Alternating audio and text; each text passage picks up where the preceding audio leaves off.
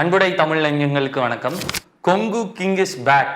இன்னைக்கு ட்விட்டரோட trending hashtag இதுதான். தமிழ்நாட்டோட முன்னாள் அமைச்சர் திரு செந்தில் பாலாஜி அவர்களுக்கு உச்சநீதிமன்றம் நிபந்தனை ஜாமீன் கொடுத்திருக்கிறது. ஒட்டுமொத்த திமுக கழகமே உற்சாக மனநிலையில் இருக்கு. 471 நாட்கள் 15 மாதங்கள் சிறையில் இருந்து விட்டு வெளியில் வரவிருக்கிறார் செந்தில் பாலாஜி. இந்த தீர்ப்பை ஒட்டி உன் தியாகம் பெரிது, உன் உறுதி அதனினும் பெரிது அப்படின்னு உச்சி முகர்ந்து பாராட்டி இருக்கிறார் தமிழ்நாடு முதலமைச்சர் மு.க. ஸ்டாலின் அவர்கள்.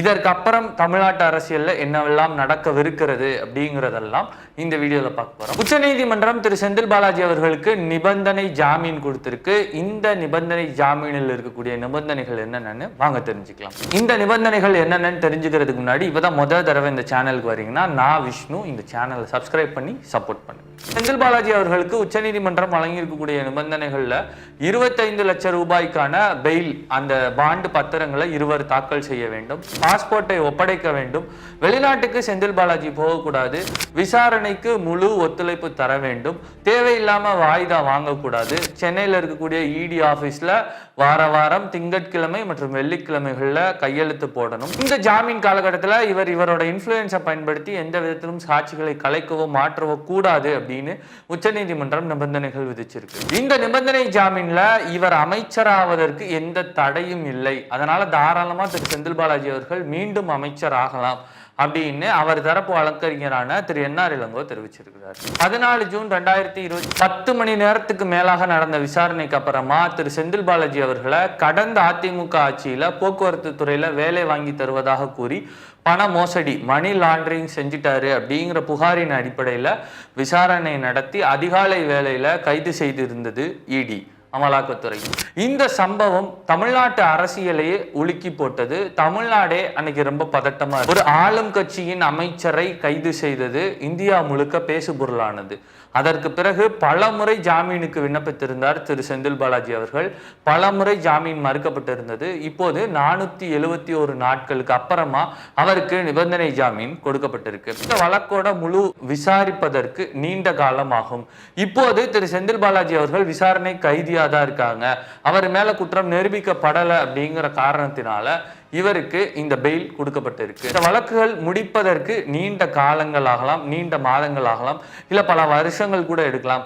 அவ்வளவு காலமும் இவரை சிறைக்குள் வைத்திருப்பது அடிப்படை உரிமைகளுக்கு எதிரானது அப்படிங்கிற காரணத்தின் அடிப்படையிலையும் இவருக்கு இந்த நிபந்தனை ஜாமீன் கொடுக்கப்பட்டிருப்பதா சொல்லப்படுது. இந்த நிபந்தனை ஜாமீன் திரு செந்தில் பாலாஜி அவர்கள் கொடுக்கப்பட்ட பின் எக்ஸ் தளத்துல தமிழ்நாடு முதலமைச்சர் ஸ்டாலின் ஒரு பதிவை போட்டிருந்தாரு.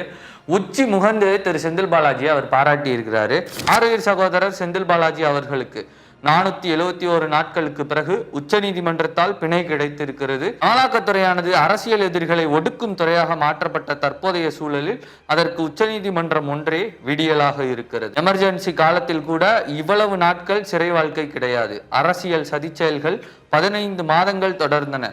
கைது செய்து சிறையிலேயே வைத்து விடுவதால் சகோதரர் செந்தில் பாலாஜியின் உறுதியை குலைக்க நினைத்தார்கள். முன்னிலும் உரம் பெற்றவராய் சிறையிலிருந்து வெளியில் வரும் சகோதரர் செந்தில் பாலாஜியை வருக வருகவென வரவேற்கிறேன்.